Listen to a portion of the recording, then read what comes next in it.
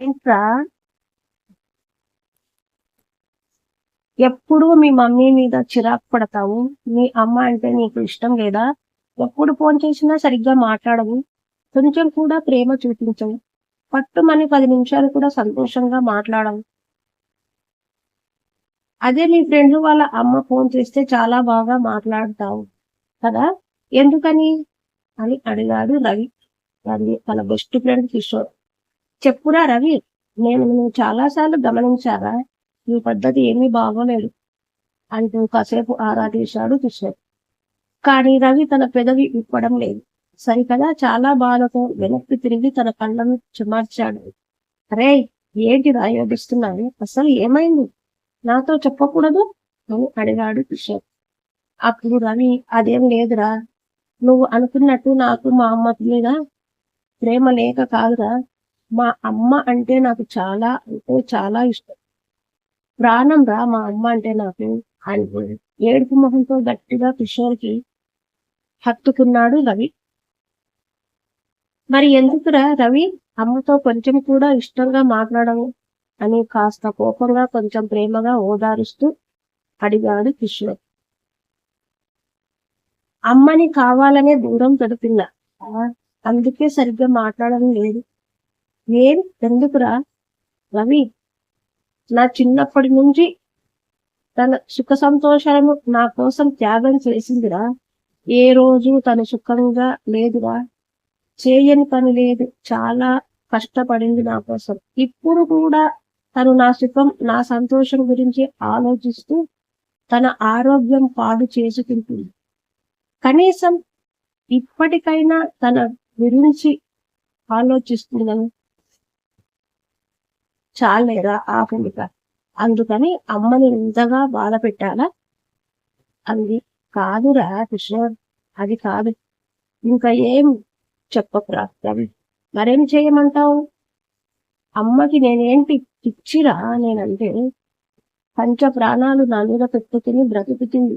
నేను మా అమ్మ కడుపులో ఉన్నప్పుడే మా నాన్న చనిపోతే ఆ లోటు లేకుండా పెంచింది. చిన్నప్పటి నుంచి ఏ రోజు కూడా నన్ను తనకి దూరంగా ఉంచలేదురా. కూలి పనికి వెళ్ళేటప్పుడు కూడా నన్ను తీసుకెళ్ళేది. నన్ను ఎప్పుడూ తన చెయ్యి పట్టుకొచ్చి నడిపించేది. నన్ను ప్రతిరోజు ఉదయం బయటకు తీసుకెళ్లి మళ్ళీ సాయంకాలం ఇంటికి తీసుకెళ్ళేది.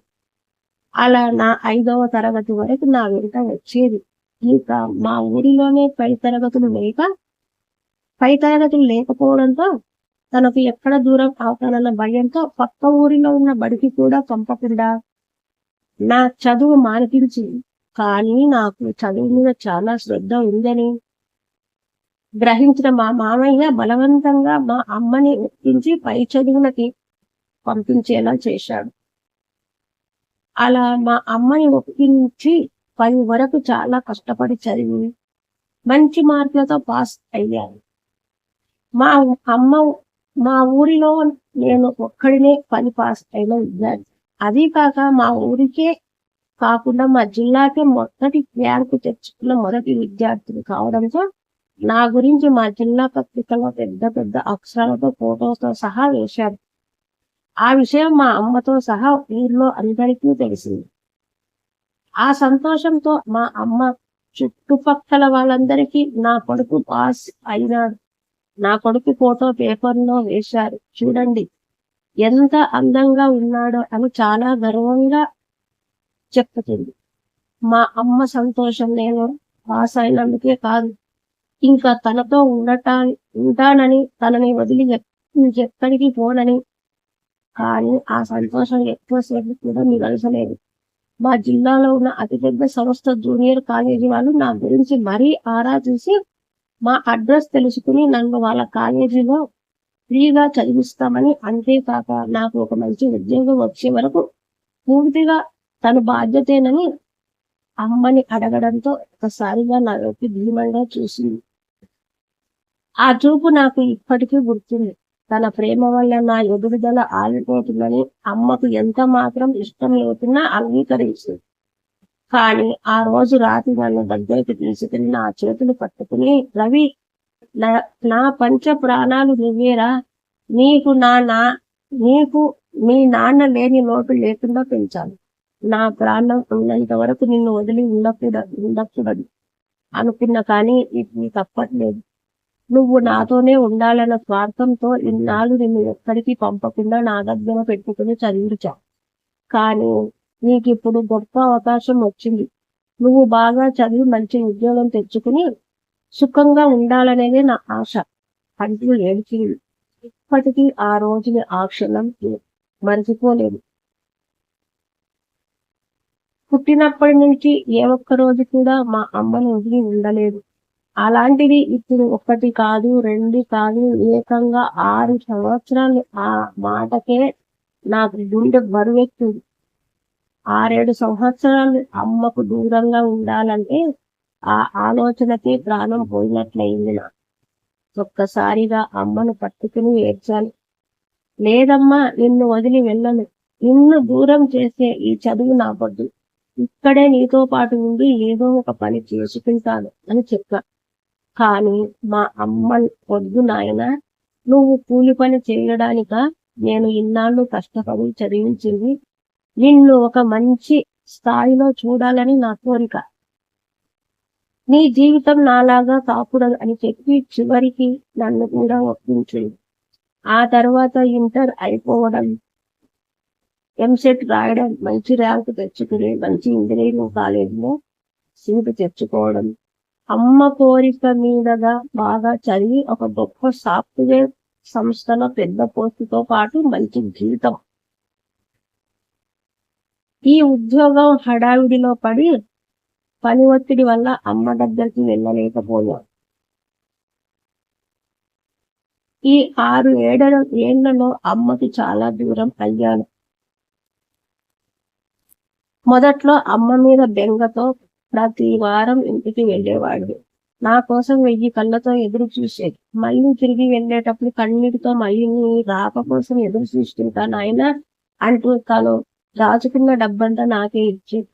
ఇక పరీక్షలు దగ్గర పడడంతో నెలకు ఆ తర్వాత ఏ పండగకో పబ్బానికో వెళ్ళేవాడు. కానీ వెళ్ళిన ప్రతిసారి అమ్మ మాత్రం నన్ను ఇచ్చేది కాదు. నా పక్కనే కూర్చుని నా యోగక్షేమాన్ని, చదువు గురించి తెలుసుకునేది. నేను ఇంటికి వెళ్ళకపోయినా వారం వారం ఎంతో కొంత డబ్బు ఆదా చేసి ఎలాగోలా పంపేది. చాలా రోజుల తర్వాత ఉద్యోగం వచ్చిన సంగతి వెంటనే వెళ్ళి అమ్మకి విషయం చెప్పాను. అమ్మ చాలా సంతోషించి, ఇక మీదట నువ్వు డబ్బులు పంపక్కరలేదు, ఇక మన కష్టాలు తీరిపోతాయి, నువ్వేం దిగులు పడకు, సంతోషంగా ఉండు అమ్మా అని చెప్పాను. మనం ఇంకా అక్కడికే వెళ్దాం, అక్కడే ఒక గది తీసుకుని వెళ్దాం, నాకు ఆఫీస్కి వెళ్ళడానికి చాలా దగ్గర అవుతుంది అని చెప్పారు. ఒక్కసారిగా అమ్మ ముఖంలో కొంచెం అసంతృప్తి కనిపించింది. ఏంటమ్మా, ఏమైంది అలా ఉన్నావు? రెడీ అవ్వు, మళ్ళీ బస్కి లేట్ అవుతుంది. లేదు రవి, నేను రాను. ఈ ఇంటిని, మీ నాన్న జ్ఞాపకాలను వదిలి నేను ఎక్కడికి రాలేను. నా జీవితం, నా శ్వాస ఇక్కడే ఆగిపోవాలి. ఇది మీ నాన్న పుట్టి పెరిగిన ఇల్లు.